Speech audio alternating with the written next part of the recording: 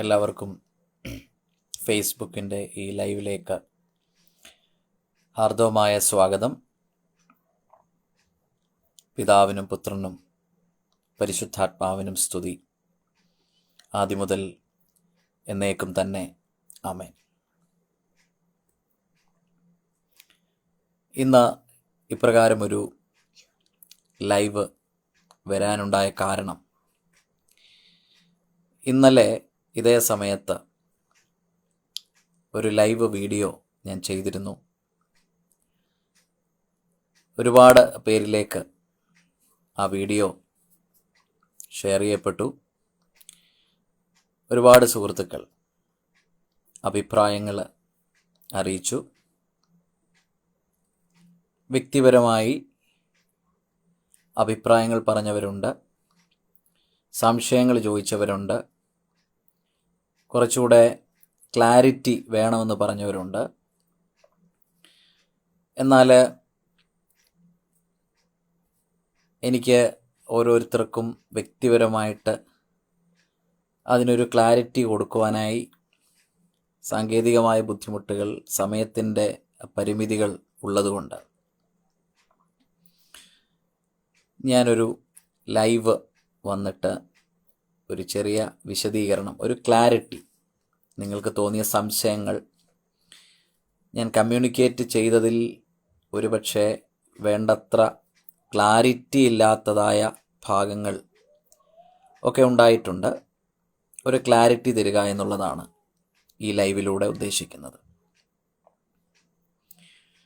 പ്രധാനമായിട്ടും ചിലർ ചോദിച്ച ചോദ്യം, പഴയ നിയമം ആവശ്യമില്ലെന്നാണോ പറയുന്നത്? പഴയ നിയമത്തിൻ്റെ ആവശ്യമില്ലേ? ഞങ്ങൾ നാളുകളായി ഹോൾഡ് ചെയ്യുന്ന, വായിക്കുന്ന ഈ പഴയ നിയമത്തിൻ്റെ ആവശ്യമില്ലെന്നാണോ പറയുന്നത്? അതിലൊരു വിശദീകരണം, ഒരു ക്ലാരിഫിക്കേഷൻ, കുറച്ചുകൂടെ ക്ലാരിറ്റി വേണമെന്ന് പറഞ്ഞതിൻ്റെ വെളിച്ചത്തിൽ ഒരല്പസമയം കൊണ്ട് ആ കാര്യങ്ങളൊന്ന് പറഞ്ഞ് നിങ്ങളുടെ സംശയങ്ങൾ ദൂരീകരിക്കാമെന്നാണ് ഞാൻ ചിന്തിക്കുന്നത്. ഇവിടെ നാം മനസ്സിലാക്കേണ്ടത്, ഇസ്രായേൽ ജനത്തോട് ദൈവം ഇടപെട്ട ചരിത്ര നിമിഷങ്ങളെ കൃത്യമായി വരച്ച് കാണിക്കുന്നതാണ് പഴയ നിയമ തിരുവെഴുത്തുകൾ. അബ്രഹാം, ഇസാക്ക്, യാക്കോബ്, അങ്ങനെ തുടങ്ങി നമ്മുടെ പിതാക്കന്മാർ, ശേഷം പ്രവാചകന്മാർ, മോശ, രാജാക്കന്മാർ, എഴുത്തുകാർ, കവികൾ ഒക്കെ നമുക്ക് കാണാം പഴയ നിയമത്തിൽ. നാം പഴയ നിയമത്തെ നോക്കി കാണേണ്ടത്, ഒന്നാമതായി പുതിയ നിയമത്തിൻ്റെ അല്ലെങ്കിൽ പുതിയ ഉടമ്പടി, ന്യൂ കവനൻറ്റിൻ്റെ വെളിച്ചത്തിലൂടെ ആയിരിക്കണം, കണ്ണിലൂടെ ആയിരിക്കണം, അല്ലെങ്കിൽ ആ ഒരു സ്പെക്സിലൂടെ ആയിരിക്കണം, ആ ഒരു ലെൻസിലൂടെ ആയിരിക്കണം. പുതിയ നിയമത്തിൻ്റെ വെളിച്ചത്തിലൂടെ ആയിരിക്കണം. അങ്ങനെയാണ് സഭ, ഏൻഷ്യൻ്റ് ചർച്ച്, പുരാതനമായ സഭയും ആ സഭയുടെ അപ്പോസ്തലന്മാരും അവർക്ക് ശേഷമുണ്ടായ സഭാപിതാക്കന്മാരും പഴയ നിയമത്തെ നോക്കിക്കണ്ടത് പുതിയ ഉടമ്പടിയുടെ വെളിച്ചത്തിലൂടെ, കണ്ണിലൂടെ, ആ സ്പെക്സിലൂടെ, ആ ഒരു ലെൻസിലൂടെയാണ്. കാരണം എബ്രായ ലേഖനം വളരെ കൃത്യമായി 1-ാം അധ്യായത്തിൽ പറയുന്നു, പണ്ട് ഭാഗമായി പിതാക്കന്മാർക്ക് ദൈവികമായ വെളിപ്പാടുകൾ, കാഴ്ചപ്പാടുകൾ ലഭിച്ചിരുന്നു. അതിന് നമ്മൾ പറയുന്നത് പാർഷ്യൽ റെവലേഷനാണ്. അതിനുശേഷം ഈ വെളിപ്പാടുകൾ പ്രോഗ്രസ് ആകുകയാണ്. അതിനാണ് പ്രോഗ്രസീവ് റെവലേഷൻ. ദൈവത്തിൻ്റെ പുത്രനായ യേശു ഈ ഭൂമിയിലേക്ക് വന്നപ്പോൾ ദൈവത്തെക്കുറിച്ചുള്ള ഫുള്ളസ്റ്റ് റെവലേഷൻ, പിതാവായ ദൈവം ആരാണ്, എന്താണ് പിതാവായ ദൈവത്തിൻ്റെ സ്വഭാവ സവിശേഷതകളെന്ന് ദൈവത്തിൻ്റെ സർവസമ്പൂർണതയും ദേഹരൂപമായി വസിക്കുന്ന യേശു ക്രിസ്തുവിലൂടെ നമുക്ക് മനസ്സിലായി. അത് സഭയിലൂടെയാണ് മനസ്സിലായത്. ദൈവത്തിൻ്റെ ജ്ഞാനം സഭയിലൂടെയാണ് ഒഴുകുന്നത്, പ്രവഹിക്കുന്നത്. അപ്പോൾ പുതിയ നിയമത്തിൻ്റെ വെളിച്ചത്തിൽ വേണം പഴയ നിയമത്തെ കാണാൻ. പഴയ നിയമം നമുക്ക് ആവശ്യമാണ്. എന്നാൽ ഭാഗികമായി പിതാക്കന്മാർക്ക് ലഭിച്ച ദൈവിക വെളിപ്പാടുകളെ കൃത്യമായി മനസ്സിലാക്കി, കൃത്യമായി അതിനെ പൗലോസ് പറയുന്ന പോലെ rightly divide the word of God or rightly divide the scripture, പഴയ നിയമ തിരുവെഴുത്തുകളെ ആ ഒരു ലെൻസ് വെച്ചോണ്ട്, ആ ഒരു സ്പെക്സ് വെച്ചോണ്ട്, ആ ഒരു കണ്ണിലൂടെ പുതിയ നിയമത്തിൻ്റെ വെളിച്ചം, പുതിയ നിയമത്തിൻ്റെ വെളിച്ചം എന്ന് പറയുമ്പോൾ യേശു തന്നെ പറയുന്നു, ഞാനാണ് വെളിച്ചം. ആ ഒരു ലൈറ്റിലൂടെ വേണം നമ്മൾ കാണാൻ. ഇപ്പം യേശു ക്രിസ്തുവും അപ്പോസ്തലന്മാരും ശേഷം സഭയിലുണ്ടായിരുന്ന പിതാക്കന്മാർ, അപ്പോസ്തോലിക പിതാക്കന്മാരും പിന്നീട് സഭാപിതാക്കന്മാരും എങ്ങനെയാണ് പഴയ നിയമത്തെ നോക്കിക്കണ്ടത്, അല്ലെങ്കിൽ പഴയ നിയമത്തെ എങ്ങനെയാണ് നോക്കിയത്, ആ ഒരു കണ്ണിലൂടെയാണ് ക്രിസ്തീയ സഭ പഴയ നിയമത്തെ നോക്കിക്കാണുന്നത്. ഈ പിതാക്കന്മാരുടെ ജീവിതം, അവരുടെ യാത്ര, ദൈവാന്വേഷണത്തിലൂടെ അവർ കണ്ടെത്തിയതായ കാര്യങ്ങൾ, ദൈവത്തോടുള്ള ബന്ധത്തിൽ അവർ ഈ ഭൂമിയിൽ ചെയ്ത പ്രവൃത്തികൾ, കർമ്മങ്ങൾ, ആചാരങ്ങൾ, അനുഷ്ഠാനങ്ങൾ, ആരാധനാരീതികൾ, ഇതൊക്കെ നാം നോക്കിക്കാണേണ്ടത് യേശു എങ്ങനെയാണ് നോക്കിക്കണ്ടത്, യേശുവിലൂടെ, യേശുവിൻ്റെ കൂടെ നിന്നുകൊണ്ട്, യേശുവിനോട് ചേർന്ന് നിന്നുകൊണ്ട്, അപ്പോസ്തലന്മാരോട് ചേർന്ന് നിന്നുകൊണ്ട് ആണ് സഭ ഇതിനെ മനസ്സിലാക്കിയത്. പഴയ നിയമത്തെ എങ്ങനെ കാണണം, എങ്ങനെ വായിക്കണം, എങ്ങനെയാണ് പഴയ ഉടമ്പടി തിരുവെഴുത്തുകളെ നാം മനസ്സിലാക്കേണ്ടത്, പഴയ ഉടമ്പടിയുടെ കീഴിലുള്ള ഈ തിരുവെഴുത്തുകളെ എങ്ങനെയാണ് വ്യാഖ്യാനിക്കേണ്ടത് എന്ന് കൃത്യമായി യേശുവും അപ്പോസ്തലന്മാരും നമുക്ക് പഠിപ്പിച്ചു തന്നിട്ടുണ്ട്, കാണിച്ചു തന്നിട്ടുണ്ട്. ക്രിസ്തു പ്രസൻറ്റ് ചെയ്ത, എക്സ്പ്ലെയിൻ ചെയ്ത ദൈവത്തെ കണ്ടെത്താനുള്ള ശ്രമമാണ് നാം നടത്തേണ്ടത്. അത് പഴയ നിയമത്തിലുണ്ട്. ഇപ്പം ക്രിസ്തു പിതാവേ എന്ന് വിളിച്ച ദൈവത്തെ പഴയ നിയമത്തിലൂടെ കണ്ടെത്താൻ ശ്രമിക്കുന്നതാണ് നമുക്ക് ആവശ്യമായിട്ടുള്ള പ്രധാനപ്പെട്ട കാര്യം. ഇപ്പം ഇന്നലെ ഞാൻ പറഞ്ഞ ലൈവ് സെഷനിൽ പറഞ്ഞ കാര്യങ്ങളുടെ ഒരു ക്ലാരിഫിക്കേഷൻ, കുറച്ചുകൂടെ ആ കാര്യത്തിലൊരു ലൈറ്റ് തരിക എന്നുള്ള ഉദ്ദേശമാണ്. കാരണം പലരും ഉന്നയിച്ച സംശയങ്ങൾ, അവരുടെ ആ വിഷയത്തിലുള്ള ക്ലാരിറ്റി കുറവ് ആണ് ഞാൻ ഇവിടെ പങ്കുവെക്കുന്നത്.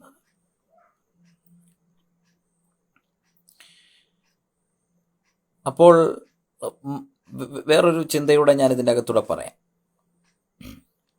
അപ്പം ക്രിസ്തു അവതരിപ്പിച്ചതായ, പറഞ്ഞതായ ആ ദർശനത്തെ നാം വലിച്ചുകൊണ്ട് ഈ പഴയ നിയമ തിരുവെഴുത്തുകളിലേക്ക് പോയി അവിടെ ഒന്ന് കെട്ടിവെക്കുക. നമ്മുടെ കയ്യിൽ ഒരു ചെറിയ റോപ്പുണ്ടെന്ന് ചിന്തിക്കുക. അപ്പോൾ ഈ ക്രിസ്തു അവതരിപ്പിച്ച, അപ്പോസ്തലന്മാർ അവതരിപ്പിച്ച, അപ്പോസ്തോലിക പിതാക്കന്മാരും ശേഷം സഭയുടെ ദൈവശാസ്ത്രജ്ഞന്മാരും ഒക്കെ അംഗീകരിച്ച ഇനി ചിലർക്കൊരു പിണക്കം ഉണ്ടാകുന്നെങ്കിൽ ഞാൻ കുറച്ചുകൂടെ പറയാം. യേശു അപ്പോസ്തലന്മാരും അവിടെ നിൽക്കട്ടെ, യേശു അപ്പോസ്തലന്മാരും. കാരണം അതിൻ്റെ അപ്പുറത്തോട്ട് പോകുമ്പം ഇത് വായിച്ചിട്ടില്ലാത്ത ആളുകളുണ്ട്. സഭാപിതാക്കന്മാരെക്കുറിച്ചോ മറ്റ് പുസ്തകങ്ങളോ വായിച്ചിട്ടില്ലാത്ത ആളുകളുണ്ട്. അവരുടെ ചരിത്രവും ലേഖനങ്ങളും ഒക്കെ ഉണ്ട്. അപ്പോസ്തലന്മാരെ പോലെ തന്നെ പിതാക്കന്മാരുടെ patristic writings, patristic history, patristic writings ഒരുപാടുണ്ട്. അപ്പോൾ അതിലേക്ക് പോകുന്നില്ല.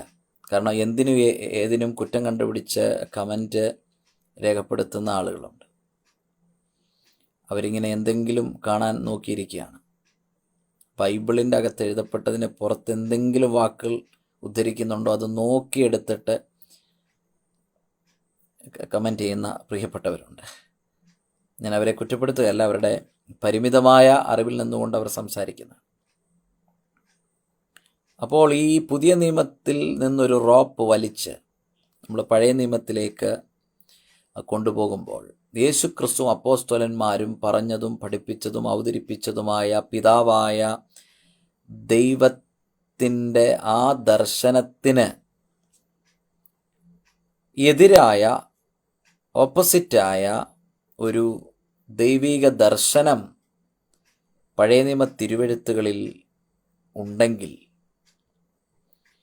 ഉണ്ടെങ്കിൽ എന്നുള്ളത് ഞാനങ്ങ് റിമൂവ് ചെയ്യുകയാണ്.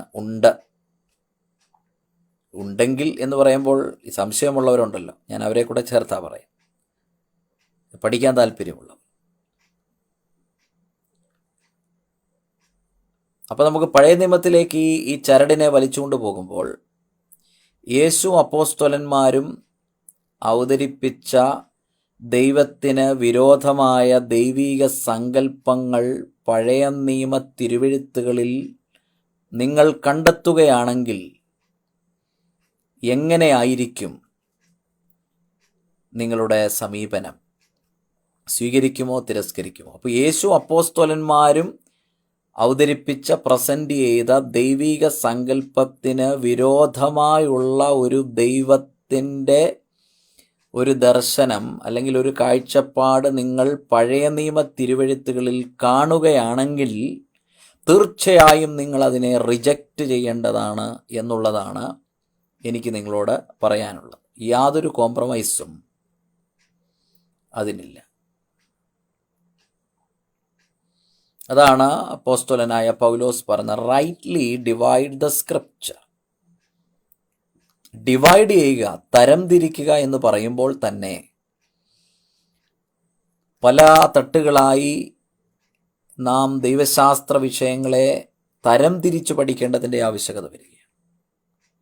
അപ്പോൾ യേശുവിലൂടെ പിതാവായ ദൈവത്തെ കാണാനുള്ള ശ്രമം ആരംഭിക്കണം. യേശുവിലൂടെ പിതാവായ ദൈവത്തെ കാണാനുള്ള ശ്രമം. അപ്പോൾ പഴയ നിയമം വേണ്ട എന്നുള്ള അർത്ഥത്തിലല്ല ഞാൻ പറഞ്ഞതും ഇപ്പോൾ പറഞ്ഞുകൊണ്ടിരിക്കുന്നതും, മറിച്ച് പഴയ നിയമ തിരുവെഴുത്തുകളെ റൈറ്റ്ലി ഡിവൈഡ് ചെയ്ത് പഠിക്കുകയും യേശു അപ്പോസ്തലന്മാരും പഠിപ്പിച്ചതായ ആ ദർശനത്തിൽ നിന്നുകൊണ്ട്, ആ ഉപദേശത്തിൽ നിന്നുകൊണ്ട്, ആ ഒരു സ്പെക്സ് വെച്ചിട്ട്, ആ ഒരു വെളിച്ചത്തിൽ വേണം നിങ്ങൾ പഴയ നിയമ തിരുവെഴുത്തുകളെ വ്യാഖ്യാനിക്കാൻ. മലാഖിയുടെ പുസ്തകത്തിൽ ഒരു ഉദാഹരണം കൂടെ എനിക്ക് തോന്നുന്നു പറയണോ പറയണ്ടായോ എന്നെനിക്കറിയത്തില്ല. മലാഖിയുടെ പുസ്തകം വായിക്കുമ്പോൾ അതിൽ വളരെ രസകരമായ ഒരു കാഴ്ച കാണാം. തൻ്റെ ജനമായ ഇസ്രയേലിനോട് അനിഷ്ടമുണ്ടായപ്പോൾ അവിടെ എന്താണ് ഇസ്രയേലിനോട് ചെയ്തത്? നിങ്ങൾ തന്നെ കണ്ടുപിടിക്കുക, ഞാനത് പറയുന്നില്ല. കാരണം ഞാൻ ആ ടോപ്പിക്കിൽ, ഇന്നത്തെ ഈ ഒരു ടൈറ്റിലിൽ മാത്രം നിൽക്കുകയാണ്. അപ്പോൾ പഴയ നിയമം നമുക്ക് ആവശ്യമാണ്. പഴയ നിയമം ആവശ്യമാണെന്നുള്ളതല്ല, പഴയ നിയമത്തിൽ നിന്ന് നമ്മൾ സ്വതന്ത്രരാക്കപ്പെട്ടു, മോശയുടെ നിയമത്തിൽ നിന്ന്. അതുകൊണ്ട് മോശയുടെ പുസ്തകം വായിക്കുമ്പോഴൊക്കെയും മൂടുപടം നിങ്ങളിൽ കിടക്കുന്നു എന്ന കൊരിന്ത്യർക്ക് എഴുതിയ ലേഖനത്തിൽ അപ്പോസ്തലനായ പൗലോസ് ശ്ലീഹ നമ്മെ ഓർമ്മിപ്പിക്കുന്നുണ്ട്. മോശയുടെ പുസ്തകം വായിക്കുമ്പോൾ ആ മോശയുടെ പുസ്തകം ന്യായപ്രമാണത്തിന് കീഴിൽ വരുന്ന ജനങ്ങളുടെ പിതാക്കന്മാരുടെ ഒക്കെ ചരിത്രമാണ് പഴയ നിയമം എന്ന് പറയും. അപ്പം ആ നിയമത്തിൽ നിന്ന് നമ്മൾ സ്വതന്ത്രരാക്കപ്പെട്ടിരിക്കുന്നു. ആര് സ്വതന്ത്രരാക്കപ്പെട്ടിരിക്കുന്നു? യഹൂദജനം സ്വതന്ത്രരാക്കപ്പെട്ടിരിക്കുന്നു, ഇസ്രായേൽ ജനം സ്വതന്ത്രരാക്കപ്പെട്ടിരിക്കുന്നു. അതിൻ്റെ അകത്തൊരു ക്ലാരിഫിക്കേഷൻ, നമ്മളെ കുറിച്ചല്ല ഞാൻ പറയുന്നത്. അത് ഈ പറഞ്ഞു വന്നപ്പോൾ നമ്മൾ ഈ ഭാഷ, നമ്മൾ ഈ പണ്ട് ഉപയോഗിച്ചുകൊണ്ടിരുന്ന ഒരു ഭാഷ, ആ ശൈലി ഇടയ്ക്കിടയ്ക്ക് കയറി വരും. അതിൻ്റെ അകത്ത് എനിക്കറിയാം തിയോളജിക്കലി വരുന്ന ചില പ്രശ്നങ്ങളുണ്ട്. യഹൂദജനം ന്യായപ്രമാണത്തിൻ്റെ കീഴിലായിരുന്നു, ഇസ്രായേൽ ജനം ന്യായപ്രമാണത്തിൻ്റെ കീഴിലായിരുന്നു. നാം ന്യായപ്രമാണത്തിൻ്റെ കീഴിലായിരുന്നില്ല. അടിവരയിട്ട് അത് നിങ്ങൾ വിശ്വസിക്കുകയും സ്വീകരിക്കുക. ന്യായപ്രമാണവുമായി, മോശയുടെ ന്യായപ്രമാണവുമായി നമുക്ക് യാതൊരു ബന്ധവുമില്ല. എനിക്കൊരു ബന്ധവുമില്ല, നിങ്ങൾക്കും ബന്ധമില്ല. നമ്മൾ ന്യായപ്രമാണത്തിൻ്റെ കീഴിലായിരുന്നില്ല. ന്യായപ്രമാണത്തിൻ്റെ കീഴിലായിരുന്നത് ഇസ്രായേൽ ജനമാണ്. അപ്പം പറഞ്ഞു വന്നപ്പോൾ അങ്ങ് പറഞ്ഞു പോവുക. ആ കണ്ണോടെ വേണം നമ്മൾ ലേഖനങ്ങളിലൂടെ പോകുമ്പോഴൊക്കെ നമ്മൾ പോകുവാൻ. എനിക്ക് ന്യായപ്രമാണമായിട്ടൊരു ബന്ധമില്ല. അത് മോശയുടെ ന്യായപ്രമാണം. അപ്പോൾ ആ മോശയുടെ ന്യായപ്രമാണ പുസ്തകങ്ങൾ ഇന്നും നമ്മുടെ പള്ളികളിൽ, സഭകളിൽ പാരായണം ചെയ്യുന്നതിൽ തെറ്റില്ല. ചെയ്യുമ്പോൾ യേശുക്രിസ്തുവും അപ്പോസ്തലന്മാരും എങ്ങനെയാണ് പഴയ നിയമത്തെ കണ്ടത്, ആ സ്പെക്സ് വെച്ചുകൊണ്ട് വേണം നിങ്ങൾ പഴയ നിയമത്തിൻ്റെ ഏത് ഭാഗവും വായിക്കാൻ. ഒരു കുഴപ്പമില്ല.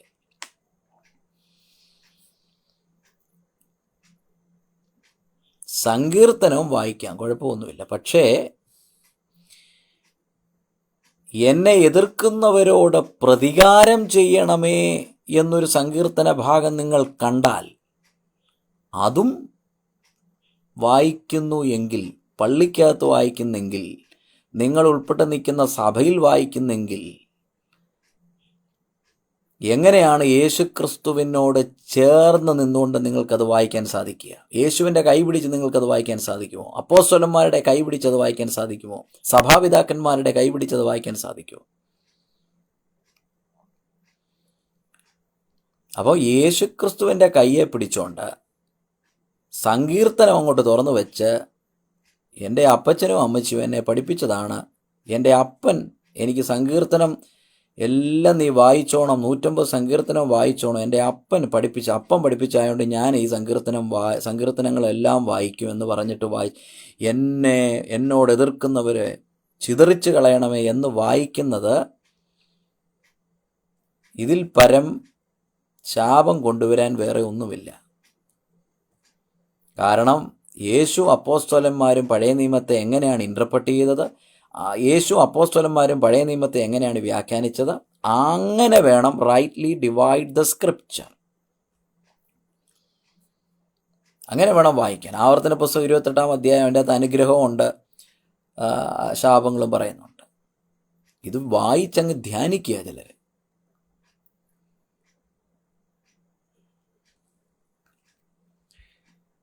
ഇസ്രായേൽ ജനം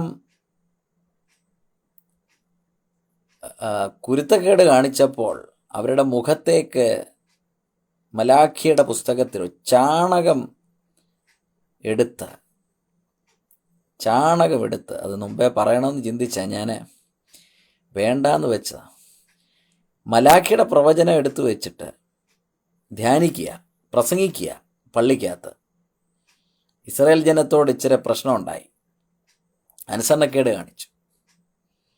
ഉടനെ അവരുടെ മുഖത്തേക്ക് ചാണകമെടുത്ത് എറിയുക. അതെ, 14 അനുഗ്രഹങ്ങളും 52 ശാപങ്ങളും. അനുഗ്രഹങ്ങളെക്കാൾ കൂടുതലാണ് ശാപങ്ങൾ. അപ്പം ശാപസങ്കീർത്തനം എടുത്തു വെച്ച് വായിക്കുക. അപ്പോൾ ഇസ്രായേൽ ജനത്തിൻ്റെ മുഖത്തോട്ട് എന്തോ എറിഞ്ഞ്? ചാണകമാണ് എറിഞ്ഞത്. യേശു നമ്മുടെ അടുത്തുണ്ടെന്ന് ചിന്തിക്കുക, അടുത്ത അക്ഷരീയമായി നിൽക്കുക. അപ്പോൾ യേശുവിൻ്റെ കയ്യെ പിടിച്ചിട്ട് നമ്മൾ പറയുക, അനുസരണക്കേട് കാണിച്ചാൽ മുഖത്ത് ചാണകമെറി. അങ്ങനെ ചാണകമെറിയുന്നൊരു ദൈവത്തെ യേശു അവതരിപ്പിച്ചിട്ടില്ല. ചാണകമെറിയുന്നൊരു ദൈവത്തെ യേശു അവതരിപ്പിച്ചിട്ടില്ല. സ്കിപ്പ് ചെയ്തേക്കുക, അത് നിങ്ങൾക്കുള്ളതല്ല. ആ തിരുവെഴുത്ത്, ആ വാക്യം ദൈവശാസ്ത്രിയാണോ? ഇൻസ്പയർഡാണോ? അപ്പോൾ ഇൻസ്പിറേഷനെ കുറിച്ച് നമ്മൾ പറഞ്ഞു വന്നപ്പോൾ അങ്ങ് പറയുക. നമുക്കറിയാം, ലിറ്ററൽ ആയിട്ട് വ്യാഖ്യാനിക്കുന്നവരുണ്ട്, പ്ലീനറി ഇൻസ്പിറേഷൻ. ഓരോ വേർഡിനെയും ഇൻസ്പിറേഷൻ ഉണ്ട് എന്ന് കരുതി വ്യാഖ്യാനിക്കുന്നവരുണ്ട്. കുഴപ്പമില്ല. പക്ഷെ ആ ഇൻസ്പിറേഷൻ ഉണ്ട് എന്ന് പറയുന്ന ഭാഗം ക്രിസ്തീയ സഭ എങ്ങനെയാണ് ആ ഭാഗത്തെ നോക്കിക്കണ്ടത്? ചർച്ചും സഭയുടെ പിതാക്കന്മാരും എങ്ങനെയാണ് ആ ഭാഗത്തെ നോക്കിക്കണ്ടത്? ഏറ്റവും കുറഞ്ഞത് സഭാപിതാക്കന്മാരിലേക്ക് പോകണ്ട. കാരണം ചിലർക്ക് ഈ ചർച്ചിൻ്റെ ഫാദേഴ്സിനെ കുറിച്ച് പല ആളുകൾക്കും അത്ര ബോധ്യതയില്ല. പാട്രിസ്റ്റിക് ഹിസ്റ്ററിയും പാട്രിസ്റ്റിക് റൈറ്റിങ്സും സഭയ്ക്ക് വളരെ പ്രധാനപ്പെട്ടതാണ്. സഭയെ പോറ്റി പുലർത്തിയതായ, സഭയെ നട്ട് നനച്ച, വളർത്തിയത് ദൈവമാണ്, നട്ട് നനച്ച സഭയുടെ പിതാക്കന്മാർ. ഇതാണ് ഇന്നത്തെ ഈ വീഡിയോയിൽ ഞാൻ പറയാൻ ആഗ്രഹിച്ചത്. കാരണം ഇന്നലത്തെ വീഡിയോയ്ക്കൊരു ക്ലാരിഫിക്കേഷൻ, ചിലരുടെ സംശയങ്ങൾ. ഞാൻ പഴയ നിയമം വേണ്ട എന്ന് പറഞ്ഞ രീതിയിൽ പലർക്കും അങ്ങനെയാണ് അവർ മനസ്സിലാക്കിയത്. ഞാൻ പഴയ നിയമ തിരുവെഴുത്തുകളെ അംഗീകരിക്കുന്നു. ഒന്നുകൂടെ പറയാം, ഞാൻ പഴയ നിയമ തിരുവെഴുത്തുകളെ അംഗീകരിക്കുന്നു. ആമേൻ ആമേൻ ആമേൻ ഉറപ്പിച്ചങ്ങ് പറയും. പക്ഷേ ഞാൻ പഴയ നിയമ തിരുവെഴുത്തുകളെ അംഗീകരിക്കുന്നത് സഭയിലൂടെയാണ് അംഗീകരിക്കുന്നത്. സഭയുടെ ലിറ്റർജി. എൻ്റെ കയ്യിലൊരു ലിറ്റർജിക്കൽ ബുക്ക് ഇരിപ്പുണ്ട്. ഇതേത് സഭയുടെ ആണെന്ന് ഞാൻ കാണിക്കുന്നില്ല. ഒരു സഭയുടെ ലിറ്റർജിക്കൽ ബുക്കാണ്. ഈ ലിറ്റർജിക്കൽ ബുക്ക് ഒരു നല്ല എക്സ്പ്ലനേഷനാണ്, നല്ല ഒരു കമൻറ്ററിയാണ്. നിങ്ങൾ മറ്റൊരു കമൻറ്ററിയും തപ്പിപ്പോകണ്ട പ്രിയപ്പെട്ടവരെ. നിങ്ങളുടെ സഭയുടെ ലിറ്റർജിയാണ് നിങ്ങളുടെ ഏറ്റവും വലിയ സ്വത്ത്, ഏറ്റവും വലിയ കമൻറ്ററി. അതിൽ ചർച്ച് നിങ്ങളെ കൃത്യമായി പഠിപ്പിക്കുന്നു എന്ത് പറയണം, എന്ത് പറയണ്ട. വാക്യങ്ങളെല്ലാം വായിക്കേണ്ടത് കൃത്യമായി രേഖപ്പെടുത്തിയിരിക്കുകയാണ്. ഈ പുരാതന സഭകൾ സുവിശേഷങ്ങൾ വായിക്കുമ്പോൾ ഞാൻ മനസ്സിലാക്കിയിട്ടുള്ള കാര്യം, പുരാതന സഭകൾ സുവിശേഷങ്ങൾ വായിക്കുമ്പോൾ ആ സുവിശേഷങ്ങൾ ലോകത്തിന് ജീവനും രക്ഷയും അറിയിക്കുന്ന സുവിശേഷം എന്ന് പറഞ്ഞാണ് വായിക്കുന്നത്. ലോകത്തിന് ജീവനും രക്ഷയും അറിയിക്കുന്ന എന്ന് പറഞ്ഞാണ് തുടങ്ങുന്നത്. ലോകത്തിന് ജീവനും രക്ഷയും അറിയിക്കുന്ന യുവാങ്കേലിയോൻ, മലയാളത്തിൽ നമ്മൾ എവൻഗേലിയോൻ എന്ന് പറയും, സുവിശേഷങ്ങൾ. അത് വായിക്കുമ്പോൾ വെളിച്ചം രണ്ട് സൈഡിലും ഇങ്ങനെ കത്തിച്ച് പിടിക്കും. കാരണം ഇത് ലോകത്തിന് ജീവനും രക്ഷയും നൽകുന്നതായ നമ്മുടെ കർത്താവായ യേശു മശിഹായുടെ സുവിശേഷമാണ്. ഈ സുവിശേഷത്തിന് ലോകത്തെ മാറ്റുവാൻ കഴിയും, ലോകത്തെ വെളിച്ചത്തിലേക്ക് നയിക്കാൻ കഴിയും. അന്ധകാരത്തിൽ നിന്ന് അത്ഭുത പ്രകാശത്തിലേക്ക് നിങ്ങളെ വിളിച്ചവൻ്റെ സൽഗുണങ്ങളെ ഘോഷിപ്പാൻ തക്കവണ്ണം നിങ്ങൾ രാജകീയ പുരോഹിതരാണ്. അപ്പം പഴയ നിയമമാകുന്ന ഭാഗികമായ തപ്പിത്തടയേണ്ടതായ സാഹചര്യത്തിൽ പിതാക്കന്മാരൊക്കെ ഇങ്ങനെ തപ്പിത്തടയുകയാണ്. കാരണം എന്താ? പണ്ട് ഭാഗമായി ലഭിച്ചിരുന്നതായ ദൈവത്തെക്കുറിച്ചുള്ള വിഷൻ, ആ കാഴ്ചപ്പാട്, അണ്ടർസ്റ്റാൻഡിങ്, അവരുടെ പെർസ്പെക്റ്റീവ്, അവരുടെ വ്യൂ ഇപ്പോൾ ക്ലിയറായി വന്നിരിക്കുന്നു. ദൈവത്തിൻ്റെ സർവസമ്പൂർണതയും ദേഹരൂപമായി വസിക്കുന്ന വെളിച്ചങ്ങളുടെ പിതാവായ അവനിൽ ഇരുട്ട് ഒട്ടും ഇല്ല. അവൻ വെളിച്ചങ്ങളുടെ പിതാവാണ്. നിഖ്യാവിശ്വാസ പ്രമാണത്തിൽ കൃത്യമായി അത് പറയുന്നു. പ്രകാശത്തിൽ നിന്നുള്ള പ്രകാശവും സത്യ ദൈവത്തിൽ നിന്നുള്ള സത്യദൈവവും. പ്രകാശത്തിൽ നിന്നുള്ള പ്രകാശവും സത്യദൈവത്തിൽ നിന്നുള്ള സത്യദൈവവും അതേ എസൻസാണ്. പിതാവിലെന്തുണ്ടോ അതെല്ലാം പുത്രനിലുമുണ്ട്, 100%. പിതാവിൽ സ്നേഹമുണ്ട്. പിതാവ് സ്നേഹമാണ്. പിതാവ് സ്നേഹത്തിൻ്റെ നിറകുടമാണ്. പ്രിയപ്പെട്ടവരെ, അവനിൽ ഇരുട്ടൊട്ടുമില്ല, പ്രതികാരമില്ല. യോഹന്നാൻ പറയുന്ന God is love, the theology of love. സ്നേഹത്തിൻ്റെ പാരമ്യത്തിലേക്ക് നിങ്ങൾ നയിക്കപ്പെടണമെന്നാഗ്രഹിക്കുന്നു പരിശുദ്ധാത്മാവ്. ആ ത്രിയേക ദൈവത്തിൻ്റെ പിതാവും പുത്രനും പരിശുദ്ധാത്മാവുമാകുന്ന സ്നേഹത്തിൽ ഐക്യപ്പെട്ടിരിക്കുന്ന ആ ദൈവത്തിലേക്കാണ് നിങ്ങൾ അടുത്തു വരേണ്ടത്. In him there is no darkness. അവനിൽ ഒരു ഇരുട്ടുമില്ല. തപ്പിത്തടഞ്ഞുകൊണ്ടിരുന്ന നമ്മുടെ പിതാക്കന്മാർ മോശയുടെ പുസ്തകം വായിച്ചു കൊണ്ടിരിക്കുമ്പോൾ നിങ്ങളുടെ മേൽ മൂടുപടം കിടക്കുന്നു. മൂടുപടങ്ങളെ വലിച്ചു കീറി മാറ്റിയിരിക്കുന്നു. ഇതാ വെളിച്ചങ്ങളുടെ പിതാവിനെ യേശു പരിചയപ്പെടുത്തുകയാണ്. പ്രിയപ്പെട്ടവർ, എനിക്ക് ഇന്നത്തെ കമൻറ്റുകൾ ഇടുന്നത് കൊണ്ട് വലിയ സന്തോഷമുണ്ട്. അതെ, നമ്മൾ സ്വയനീതീകരണത്തിൽ പെട്ടുപോകരുത്. അതിൻ്റെയൊക്കെ മുകളിലാണ്. Yes, thank you for your comment. അതിൻ്റെയൊക്കെ മുകളിലാണ് ദൈവത്തിൻ്റെ സ്നേഹം. സെൽഫ് റൈച്ചസ്നെസ്സിൽ നിങ്ങൾ കുടുങ്ങിക്കിടക്കുകയാണെങ്കിൽ നിങ്ങൾ അതിൽ നിന്ന് പുറത്തു വരിക. ത്രിയേക ദൈവം നിങ്ങളെ വിളിക്കുകയാണ് സ്നേഹത്തിൻ്റെ നടനത്തിലേക്ക്, ആ പെരിക്രോസസിലേക്ക്, സ്നേഹത്തിൻ്റെ ആനന്ദ നൃത്തത്തിലേക്ക് ത്രിയേക ദൈവം നിങ്ങളെ വിളിക്കുകയാണ്. അവർ സ്നേഹത്തിൽ ഒരുമിച്ചിരിക്കുന്നു. ആർക്കും വേർപിരിക്കാൻ കഴിയാത്ത ആ സ്നേഹമാണ്. സ്വർഗത്തിലെ പോലെ ഭൂമിയിലുമാകണമേ. എന്നെങ്കിലും ആകുമോ പ്രിയപ്പെട്ടവരെ? സ്വർഗത്തിലെ പോലെ ഭൂമിയിലും. സ്വർഗത്തിൽ എന്താണോ ഹിതം അത് ഭൂമിയിലും നടക്കണം. നമ്മൾ പലപ്പോഴും ഹിതങ്ങളൊക്കെ അന്വേഷിച്ച് നടക്കാറുണ്ട്. നമുക്ക് പലപ്പോഴും ഈ ഭൂമിയിലെ ഭൗതികമായ കാര്യങ്ങൾ എങ്ങനെയാകുമെന്ന ചിന്താക്കുഴപ്പത്തിൽ പലപ്പോഴും നമ്മൾ അലഞ്ഞ് ഇങ്ങനെ ഉഴന്ന് നടക്കുകയാണ്. സ്വയനീതീകരണത്തിൽ പെട്ടുപോവുകയാണ്. അതിൻ്റെയൊക്കെ അപ്പുറത്താണ്. അതൊന്നും നമുക്ക്, ആ സ്നേഹത്തിൻ്റെ പൂർണ്ണത നമുക്ക് തിരിച്ചറിയാൻ പറ്റുകയില്ല. ഈ സ്നേഹത്തിൽ നിന്നുകൊണ്ട് വേണം നിങ്ങൾ പഴയ നിയമ തിരുവെഴുത്തുകളെ വായിക്കുവാൻ.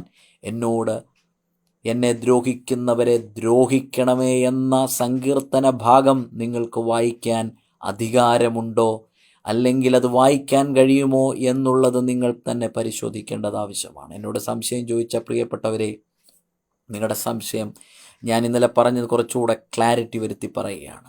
ഞാൻ പഴയ നിയമ തിരുവെഴുത്തുകളെ അംഗീകരിക്കുന്നു. പക്ഷേ ഒരു കണ്ടീഷൻ, യേശു ക്രിസ്തുവും അപ്പോസ്തലന്മാരും എങ്ങനെ പഴയ നിയമ തിരുവെഴുത്തുകളെ നോക്കിക്കണ്ടോ, അവരെങ്ങനെ അതിനെ വ്യാഖ്യാനിക്കാൻ ശ്രമിച്ചോ, അവരെങ്ങനെയാണ് അതിലേക്ക് നോക്കിയത്, ആ കണ്ണുകൾ കൂടെ നോക്കുവാനാണ് എനിക്ക് താല്പര്യം. ആ കണ്ണാടിയിലൂടെ കാണുവാനാണ് എനിക്ക് താല്പര്യം. ആ ദൂരദർശനയിലൂടെ, ആ ബൈനോക്കുലറിലൂടെ അതിനെ കൃത്യമായി കാണുവാൻ കഴിയും. സകല സത്യത്തിലും നമ്മെ വഴി നടത്തുവാൻ, നമ്മുടെ ഹൃദയങ്ങളിൽ ആ പ്രമാണങ്ങൾ മുഴുവനും എഴുതിയ പരിശുദ്ധാത്മാവിൻ്റെ മന്ദിരങ്ങളാണ് നാം എന്ന തിരിച്ചറിവ്. നാം പരിശുദ്ധാത്മാവിൻ്റെ മന്ദിരങ്ങളാകുന്നു. ഞാൻ മുമ്പേ പറഞ്ഞ പോലെ മലാഖിയിൽ ദേഷ്യം വന്നപ്പോൾ മുഖത്തേക്ക് ചാണകമെറിഞ്ഞത് വായിച്ചിട്ട് നിങ്ങൾക്ക് വലിയ രോമാഞ്ചമുണ്ടാകുന്നെങ്കിൽ അതൊന്നും പരിശുദ്ധാത്മാവിൽ നിന്ന് വരുന്നതല്ല പ്രിയപ്പെട്ടവരെ. പഴയ നിയമത്തിലെ ആളുകൾക്കെല്ലാം ശത്രു എന്ന് പറയുന്നത് അക്ഷരികമായി മനുഷ്യർ തന്നെയായിരുന്നു. അയൽക്കാരനും ഒക്കെ ശത്രുവാണ്. ഇസ്രയേലല്ലാത്ത ആളുകളെ ജാതികൾ, ജെൻറ്റൈൽസ് എന്ന രീതിയിൽ വിളിച്ചിരുന്നു. പാഗൺ എന്നൊക്കെ നമ്മൾ പറയും. പക്ഷെ ഇന്നത് അങ്ങനെ പറയില്ല. പാഗൺ എന്ന് നമ്മൾ പറയത്തില്ല. കുറച്ചുകൂടെ ബഹുമാനത്തോടെ മറ്റ് മതങ്ങളെ അതർ റിലീജിയൻസ് എന്ന രീതിയിലാണ്. സ്നേഹത്തിൻ്റെ ദൈവം വിളിക്കുകയാണ്, സ്വർഗത്തിലെ പോലെ ഭൂമിയിലുമാകണമേ. അപ്പം സ്വർഗത്തിൽ എന്താണോ അത് ഭൂമിയിലുമാകണം. അതാണ് ദൈവത്തിൻ്റെ ഹിതം. The ultimate purpose of God എന്ന് പറയുന്നത് സ്വർഗത്തിൽ എന്താണോ അത് ഭൂമിയിലുമാകണം.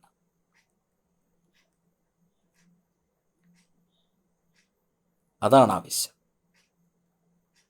നമുക്ക് പഴയ നിയമം ആവശ്യമാണ്. പാസ്റ്റ് ഹിസ്റ്ററി അറിയുവാൻ പഴയ നിയമം ആവശ്യമാണ്. പുതിയ നിയമത്തിൻ്റെ തേജസ് എന്താണെന്ന് മനസ്സിലാക്കുവാൻ, പുതിയ നിയമത്തിൻ്റെ വെളിച്ചം എന്താണെന്ന് മനസ്സിലാക്കുവാൻ നമ്മൾ പഴയ നിയമത്തിലേക്ക് പോകണം. പഴയ നിയമം വായിക്കുമ്പോഴാണ് പുതിയ നിയമം എത്രമാത്രം തേജസ്സുള്ളതാണ് എന്ന് മനസ്സിലാക്കുന്നത്. അപ്പോൾ പുതിയ നിയമത്തിലാണ് നാം ഇസ്രായേൽ ജനമല്ല. അതുകൊണ്ട് നമ്മൾ പാസ്റ്റിലേക്ക് നടന്നു പോകാൻ പറ്റത്തില്ല. നമ്മൾ പുതിയ നിയമത്തിൽ നിന്നുകൊണ്ട് യേശുവിൻ്റെ കൂടെ നിന്ന്, അപ്പോസ്തലന്മാരുടെ കൂടെ നിന്നിട്ട് പഴയ നിയമത്തിലേക്ക് നോക്കുമ്പോൾ അവർ നമുക്ക് കൃത്യമായി പറഞ്ഞു തരും എന്താണ് വായിക്കേണ്ടത്, എന്താണ് വ്യാഖ്യാനിക്കേണ്ടത്. ആളുകളെ ഇളക്കുവാൻ, ആളുകളെ വൈകാരികമായി ഒരു പ്രത്യേക മാനസിക അവസ്ഥയിലാക്കുവാനൊക്കെ പഴയ നിയമത്തിലെ തിരുവെഴുത്തുകൾ ഉപയോഗിക്കുമ്പോൾ നിങ്ങൾ മനസ്സിലാക്കുക, യേശുവും അപ്പോസ്തലന്മാരും പുരാതന സഭയും ആ സഭയുടെ പിതാക്കന്മാരും എങ്ങനെയാണോ ഇതിനെ കണ്ടത്, ആ കണ്ണോടെ ഇതിനെ കാണുവാൻ ഇടയായിത്തീരണം. Rightly dividing the word of God. അപ്പം നമ്മുടെ ദൈവിക സങ്കല്പങ്ങൾ തെറ്റാണെങ്കിൽ, ഞാൻ സങ്കല്പം എന്ന് ഉദ്ദേശിച്ച ദൈവ സങ്കല്പമാണെന്നുള്ള അർത്ഥത്തിലല്ല, ആ ദൈവത്തെക്കുറിച്ചുള്ള നമ്മുടെ കാഴ്ചപ്പാട് വികലമാണെങ്കിൽ, വികൃതമാണെങ്കിൽ, അതിന് വൈരൂപ്യമുണ്ടെങ്കിൽ ഒരപകടത്തിലാണ് നിങ്ങളെന്ന് മറന്നു പോകരുത് പ്രിയപ്പെട്ടവർ. ഇത്രയുമൊക്കെ പറഞ്ഞാലും വീണ്ടും സംശയങ്ങൾ ബാക്കിയാണ്. സംശയങ്ങളല്ല, യഥാർത്ഥത്തിൽ പലതും സംശയങ്ങളല്ല. പഠിക്കാനോ ചിന്തിക്കാനോ, ആദിമപിതാക്കന്മാരൊക്കെ പ്രാർത്ഥനയിലിരുന്ന് കൃത്യമായി തിരുവെഴുത്തുകളെക്കുറിച്ചുള്ള ബോധ്യതകൾ അവർക്ക് ലഭിച്ചിരുന്നു. ഇന്ന് പലരും പ്രാർത്ഥിക്കാനിരിക്കുന്നത് തിരുവെഴുത്തുകളെക്കുറിച്ചുള്ള ബോധ്യതകൾ ലഭിക്കാനല്ല, പ്രസംഗം തയ്യാറാക്കാൻ അവരിങ്ങനെ എന്തോ പ്രാർത്ഥന എന്ന രീതിയിൽ എന്തൊക്കെയോ പറയുന്നു. അതുകൊണ്ട് അവർക്ക് ആ ലൈറ്റ് ക്ലിയർ ആകുന്നില്ല, വെളിച്ചം ലഭിക്കുന്നില്ല. വെളിച്ചങ്ങളുടെ പിതാവ്, പ്രകാശത്തിൽ നിന്നുള്ള പ്രകാശം ഇരുട്ടവനിലില്ല. ഇരുട്ടിൻ്റെ പ്രവൃത്തികളെ നിഷ്ഫലമാക്കുവാനാണ് ദൈവപുത്രൻ പ്രത്യക്ഷനായത്. നമുക്കാരെയും കൊല്ലാൻ ഉള്ള വകുപ്പില്ല. മോശ ഇടയ്ക്ക് അങ്ങനെ ഒരു പരിപാടി കാണിച്ചു. മോശയൊക്കെ അഭിഷക്തനാണല്ലേ, കുഴപ്പമില്ല. മോശയേക്കാൾ വലിയവനുണ്ടെന്ന് പറയുമ്പോൾ ആ വലിയവനെ നോക്കാൻ സാധിക്കാതെ നിങ്ങൾ മോശയെ കെട്ടിപ്പിടിച്ചുകൊണ്ടിരിക്കുന്നെങ്കിൽ, മോശയുടെ പുസ്തകം വായിക്കുമ്പോൾ മൂടുപടം കിടക്കുന്നു എന്ന വാക്യം പുതിയ നിയമത്തിലുണ്ട്, മറന്നുപോകരുത്. യേശു തിരുവെഴുത്തുകളെ ഉദ്ധരിച്ചു. പലരും പറയുന്ന കാര്യമാണ് യേശു പഴയ നിയമത്തിൽ നിന്ന് എടുത്തു. യെസ്, അത് തന്നെയാണ് വീണ്ടും പറഞ്ഞുകൊണ്ടിരിക്കുന്നത്. യേശു എടുത്തു, യേശു കൃത്യമായി വ്യാഖ്യാനവും കൊടുത്തു. നല്ലൊരു ഉദാഹരണമാണ് ലൂക്കോസിൻ്റെ സുവിശേഷം നമുക്കറിയാം നസ്രയത്ത് മാനിഫെസ്റ്റോ എന്നറിയപ്പെടുന്ന നസ്രയത്ത് മാനിഫെസ്റ്റോ. ഇനി ചില ആളുകൾ പറയും ഞങ്ങളുടെ ബൈബിളിൽ നസ്രയത്ത് മാനിഫെസ്റ്റോ എന്നൊന്നുമില്ല, അത് എവിടെ നിന്ന് വന്നതാണ്, ഞങ്ങൾ ബൈബിൾ മാത്രമേ ഉപയോഗിക്കൂ, ബൈബിളിലെ ഓരോ വാക്യങ്ങളും ഇങ്ങനെയാണ്. നസ്രയത്ത് മാനിഫെസ്റ്റോ, ലൂക്കോസിൻ്റെ സുവിശേഷം 4, ബദ്ധന്മാർക്ക് വിടുതലും എന്നൊക്കെ തുടങ്ങി. അതിൻ്റെ അകത്ത് ഞങ്ങൾ കൃത്യമായിട്ട് യേശു വ്യാഖ്യാനിച്ചു. പഴയ നിയമ തിരുവെഴുത്തുകളിൽ നിന്നാണ് എടുത്തത്, പക്ഷെ കൃത്യമായി ഒഴിവാക്കേണ്ട ഭാഗത്തെ യേശു ഒഴിവാക്കി.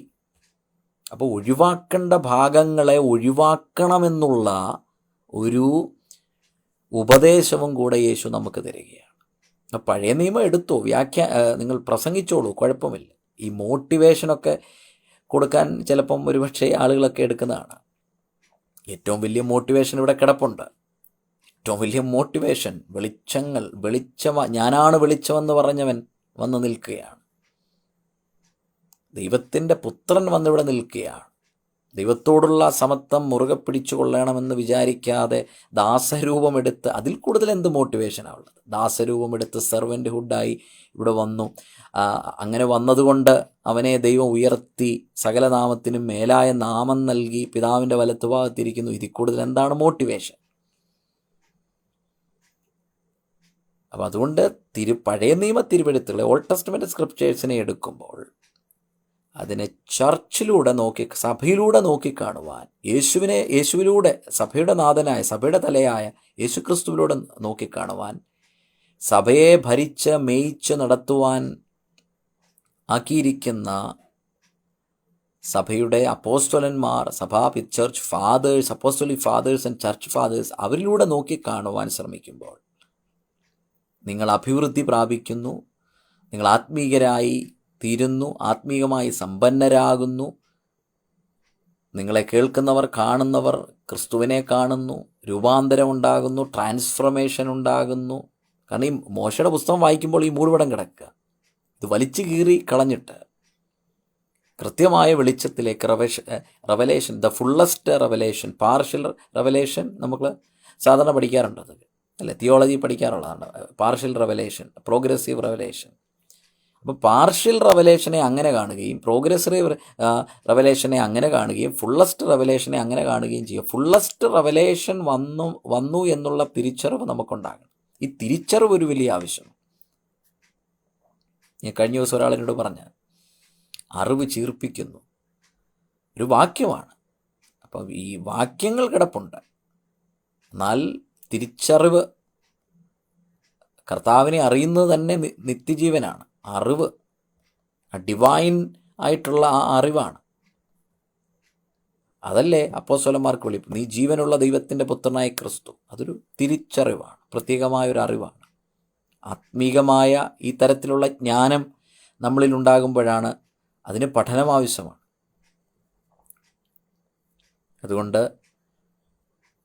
അതിപുരാതനമായ സഭ എങ്ങനെയാണ് സുവിശേഷങ്ങളെ കണ്ടത്, ഓൾഡ് ടെസ്റ്റ്മെൻറ്റിനെ എങ്ങനെയാണ് കണ്ടത് എന്ന് മനസ്സിലാക്കുവാൻ നമ്മൾ സുവിശേഷങ്ങളിലൂടെ, ലേഖനങ്ങളിലൂടെ യേശുവിനോട് ചേർന്ന് നിന്നുകൊണ്ട്, യേശുവിൻ്റെ കയ്യെ പിടിച്ചുകൊണ്ട്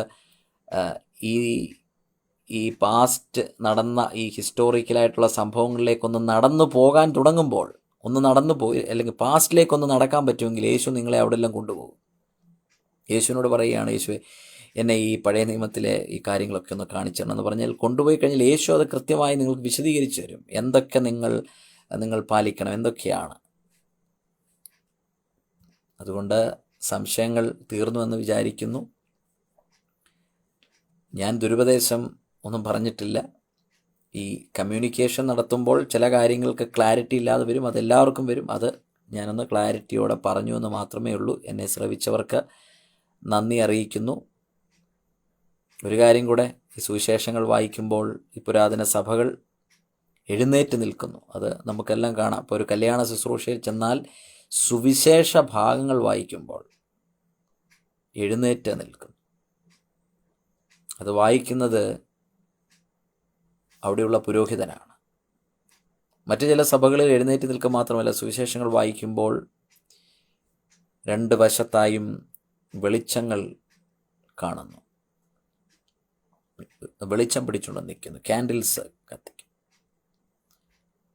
എന്നാൽ പഴയ നിയമ തിരുവെഴുത്തുകൾ വായിക്കുമ്പോൾ ആരും എഴുന്നേൽക്കാറില്ല, അത് ഇരുന്നു കൊണ്ട് കേൾക്കുകയാണ്. അന്ധകാരത്തിൽ നിന്ന് അത്ഭുതകരമായ പ്രകാശത്തിലേക്ക് നമ്മെ വിളിച്ചടുപ്പിച്ച ദൈവത്തിൻ്റെ ആ സ്നേഹം, ആ ദയ, ആ കൃപ, അതിനെയാണ് കൃപ എന്ന് പറയുന്നത്. ഈ കൃപ എന്ന വാക്ക് ന്യായപ്രമാണത്തോടുള്ള ബന്ധത്തിലാണ് പോൾ ഉപയോഗിക്കുന്നത്. ചില ആൾക്കാർ ചോദിച്ചാൽ, എന്തുകൊണ്ടെന്ന് ചോദിച്ചാൽ അവർ പറയും കൃപയാൽ സന്തോഷമായിരിക്കുന്നു. പറയുന്നതുകൊണ്ട് കുഴപ്പമൊന്നുമില്ല, പക്ഷെ കുറച്ചുകൂടെ ആ വാക്കിന് അർത്ഥമുണ്ട്. നിങ്ങൾ സന്തോഷമെന്ന് ഉദ്ദേശിച്ചത് കേവലം ഒരു മാനസിക സന്തോഷമോ അല്ലെങ്കിൽ സാമ്പത്തികമായ ചില നല്ല അഭിവൃദ്ധിയോ അല്ല. അതിൻ്റെയൊക്കെ അപ്പുറത്ത് ദൈവത്തിൻ്റെ കൃപ ഈ ഭൂമിയിലേക്ക് ചൊരിഞ്ഞു. ആ കൃപ നിറഞ്ഞവൻ ഭൂമിയിലേക്ക് വന്നു. ഇത്രയും പറഞ്ഞുകൊണ്ട് എൻ്റെ വാക്കുകൾ ഇവിടെ നിർത്തുകയാണ്. ആ ത്രിയേക ദൈവത്തിൻ്റെ കൃപകളും അനുഗ്രഹങ്ങളും എല്ലാവരുടെ മേലും, ഈ ഭൂമിയിലുള്ള സകല മനുഷ്യരുടെ മേലും ഇന്നും എന്നേക്കും ഉണ്ടായിരിക്കുമാറാകട്ടെ. ആമേൻ. Thank you for watching. Good night. God bless you all.